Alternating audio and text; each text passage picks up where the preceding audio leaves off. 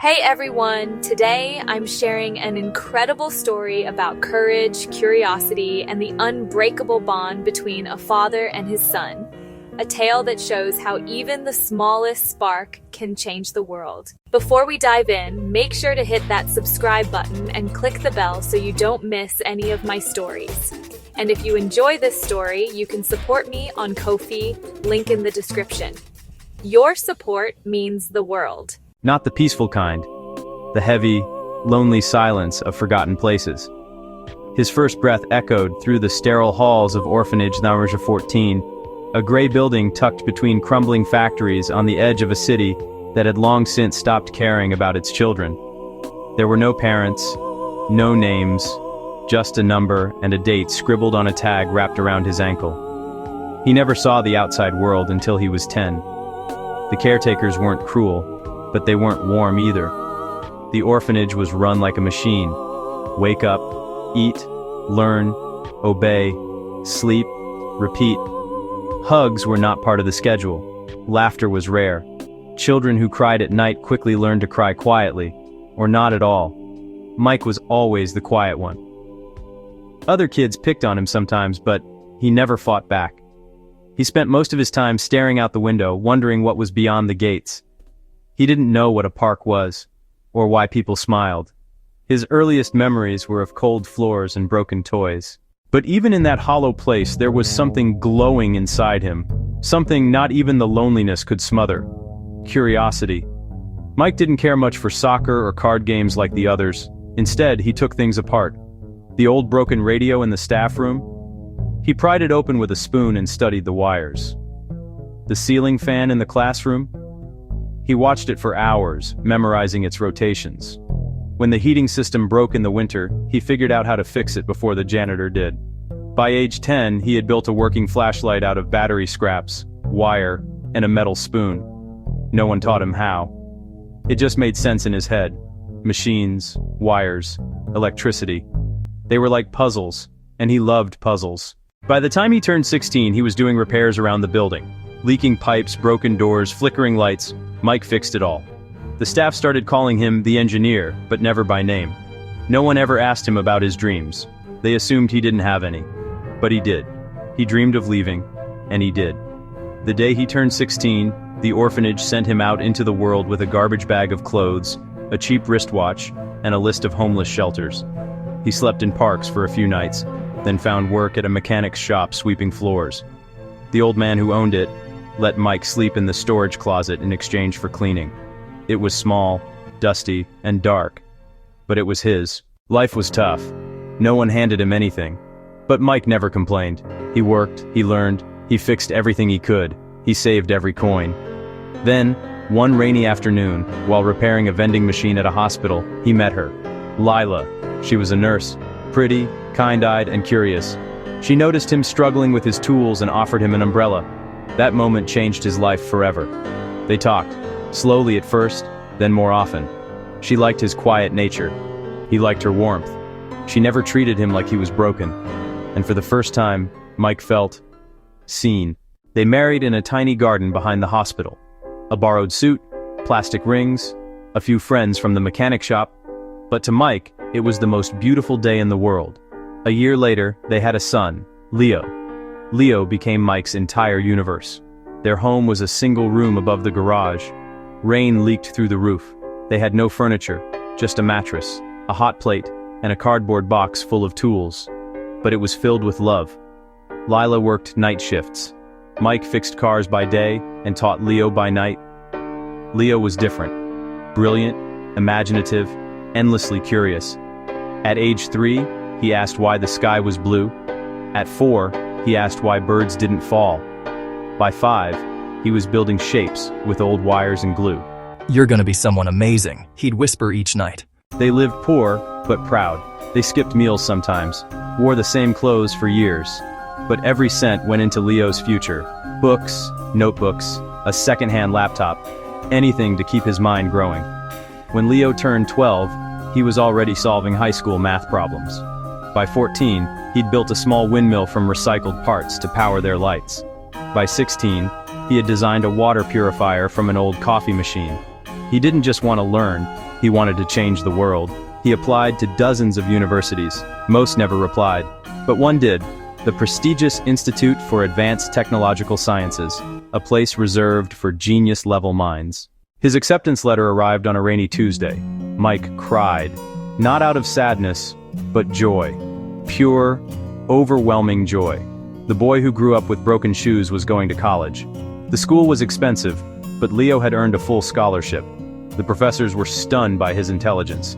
His designs combined sustainability, creativity, and practicality. He wasn't just smart, he was revolutionary. By 21, Leo was working at Novacore, a global company developing next-generation tech. He created flexible solar panels, biodegradable electronics, and AI-powered farming bots. But he never forgot where he came from. He used his first paycheck to renovate the orphanage his father had grown up in, turning it into a state-of-the-art center for homeless kids, complete with labs, playgrounds, and real beds. Leo became a symbol, the boy from nothing, the mind of the future. And then, the world broke. A mysterious illness began to spread, cells aging rapidly, organs decaying within days. It wasn't viral, not bacterial. No one could explain it. Panic swept the planet. Governments failed. Cities shut down. Science fell short. But Leo didn't stop. He locked himself in his lab for 60 days, studying blood samples, animal models, simulations. He barely slept. Mike and Lila brought him food and reminded him to breathe. Then finally, he found it. A compound built from C enzymes, algae proteins, and nanobot delivery. He named it Relife X. It worked. The sick began to heal. The spread stopped. Humanity exhaled. Leo became a global hero. But he remained humble. When asked what inspired him, he pointed to Mike. Everything I am came from him. Mike smiled, watching from their small home. He didn't need the world's applause. He had his son. And then, the real story began. Leo never stopped inventing. After saving the world from the cellular plague with his Relife X compound, he became the most sought-after mind on the planet. He gave lectures, led global projects, and turned entire cities green with clean energy and self-healing materials. But fame never touched his heart. He still lived with Mike and Lila in their modest home, just upgraded slightly with better tools and solar panels. At night, he'd sit with Mike, drawing up strange ideas and impossible machines, like they used to when he was a kid. One idea, though, became an obsession. Leo believed that the Earth could recover fully if nature and tech worked together. He began working on an experimental compound, one that could stimulate biological growth at accelerated rates, enabling forests to regrow, soil to heal, and food to multiply. He called it BioSpark 9. It was meant to be a miracle, a blend of smart nanobots, rare minerals, and enhanced enzymes, all suspended in a reactive silver fluid. In the lab, Leo handled it with extreme caution. He ran tests on plants. Seeds sprouted in seconds. Dead grass turned lush green. Even withered trees revived in moments. The world was about to witness a new era. But science, true science, is unpredictable. One night, while running a synthesis of the BioSpark 9 formula, he stepped away for a brief moment. The compound, unstable and energetic, was being blended in a high-pressure sealed container. But a surge of power from a nearby storm caused the system to flicker, then fail. Boom!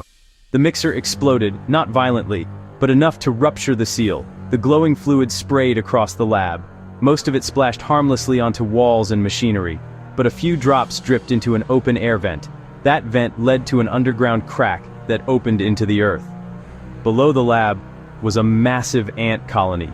Thousands of ants, all exposed. Leo had no idea what had happened. Not yet. The next morning, he noticed strange patterns on his motion sensors. Tiny tremors, unusual noises underground. He dismissed it, maybe just moles or seismic shifts. But days later, the reports began. Farmers in remote areas spoke of giant ants, the size of cats, scurrying through fields. Cameras caught blurry images. People laughed. Memes spread. Then came the attacks. Ants, now the size of wolves, began destroying grain silos, devouring livestock, and dismantling fences. Entire towns reported sightings, and they weren't acting like insects anymore. They were coordinated, smart. They built tunnels faster than machines could dig. They formed formations, military formations. They avoided traps, outmaneuvered soldiers, and communicated in pulses and pheromones faster than any human could intercept. The world declared emergency, but it was already too late. The ants had become a species of superintelligent giants, ruled by an evolved queen with a brain enhanced by the biospark nanobots. She had created a hive mind, controlling millions with perfect unity. The war of the ants had begun. Cities fell. Military drones were crushed mid-air. Tanks were overrun. Humanity's most advanced weapons were no match for their sheer numbers and speed. Underground facilities were invaded. Electricity grids were sabotaged. Satellites went dark. The ants didn't just want food, they wanted dominance.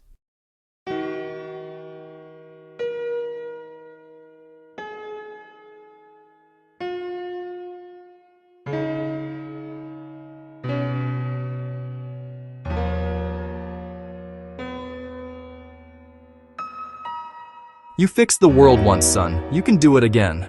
But this time, it's my fault. He studied the queen ant's neural patterns from captured drones.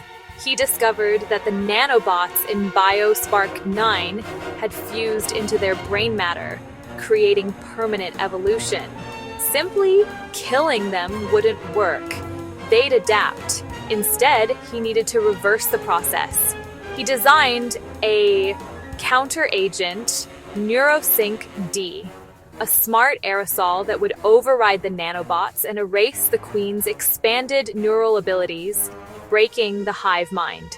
Once separated, the ants would revert to basic instincts. But it had to be delivered inside the queen's chamber, deep underground, where no human had ever returned alive. So Leo built a machine, a hybrid vehicle drone tunnel digger he named the Silver Worm. It could tunnel at high speed, deploy drones, and release the Neurosync D at the precise moment. But it needed a pilot. Leo was ready to go himself, but Mike stopped him. "I'll do it," Mike said. Leo blinked. "Dad, no. You've given the world everything," Mike replied. "Let me do something for you. But if you go, you might... I'm an old man, but you're the future." Leo hesitated, then nodded. They hugged tightly, the kind of hug neither wanted to let go of. The mission launched at dawn. Mike, inside the Silver Worm, guided by Leo's tech, tunneled deep below the earth. Ants attacked. The worm shook. Systems failed. But he kept going. He reached the queen's chamber. The sight was terrifying. Hundreds of ants guarding a glowing, pulsating 10-foot-tall queen with shimmering eyes and gold-tinted armor grown from minerals. The Neurosync D was released. A fine silver mist filled the chamber. The ants paused, then shuddered. They twitched, collapsed, froze in place. The queen let out a high-pitched screech, then went silent. Mike held his breath. Then the hive lights dimmed. The war, they say, was over. Above ground, reports flooded in. The ants had stopped. All of them. No more attacks, no more movement. They had returned to their natural state, confused, disorganized, small. The world cheered. Leo sobbed. A week later, the president awarded Mike and Leo the Global Medal of Honor for scientific redemption. But Mike, now frail, only smiled. "He's the hero," he said, pointing at Leo. "I just pressed a button." Leo hugged him in front of the cameras. "Without you, there would be no me." Mike passed away peacefully 2 years later, surrounded by family and a world forever changed by his love. Leo continued his work, now more careful, more humble. He built homes for the poor, cleaned oceans, and taught children. But on his desk, he always kept 2 things: a broken spoon, flashlight, and a picture of a boy staring out a window at an orphanage. Because no matter how big the world got, Leo never forgot where he came from. and he never forgot the man who gave him the spark. The end. Wow, what an amazing journey, right? From broken radios and orphanage windows to saving the world and changing lives. Mike and Leo's story reminds us that anything is possible with love, curiosity, and determination. If you like this story, don't forget to subscribe for more incredible tales and consider supporting me on Ko-fi so I can keep bringing these stories to life. Thank you for watching, and I'll see you in the next video.